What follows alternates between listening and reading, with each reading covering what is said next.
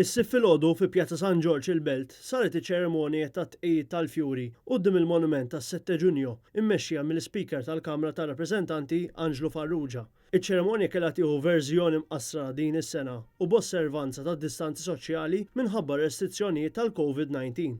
Mal-wassra tal-kap tal-Oppożizzjoni Idrin Delija, l-Speaker tal-Kamra u l-Prim Ministru ingħata bidu għat-tifkira nazzjonali bid-daqq tal-last post mill-kurnettisi tal-banda tal-Korp tal-Pulizija, segwita b'minuta silenzju għall-vittmi tal-irvelliet li seħħew 100 sena ilu.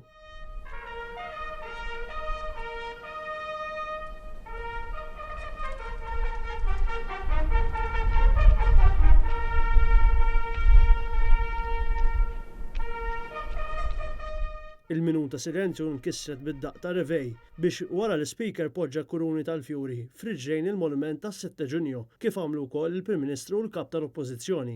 Intant f'diskors irrekordjat mill-Parlament li xandar qabel iċ-ċerimonja fuq ix-xandir nazzjonali, l-Speaker Angelo Farrugia qal li l-pandemija tal-COVID-19 ma waqfitx lill-Parlament milli jikkommemora dan il-jum storiku iżda b'differenza.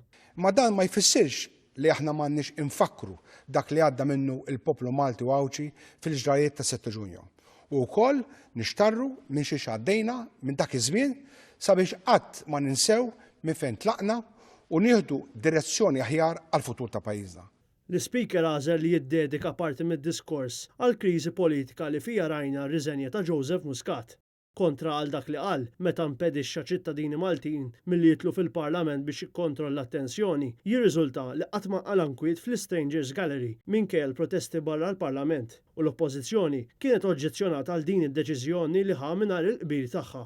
Sadattant, wara tqejjid tal-Fjuri fil-Belt Valletta, l-Speaker flimkien ma' rappreżentanti tal-familjar tal-vittmi kif ukoll membri tal-Kumitat Festi Nazzjonali sellmu lill-vittmi tas-7 Ġunju u qegħdu kuruni fuq il-qabar tagħhom fiċ-ċimiterju Santa Maria Addolorata f'Raħal Ġdid.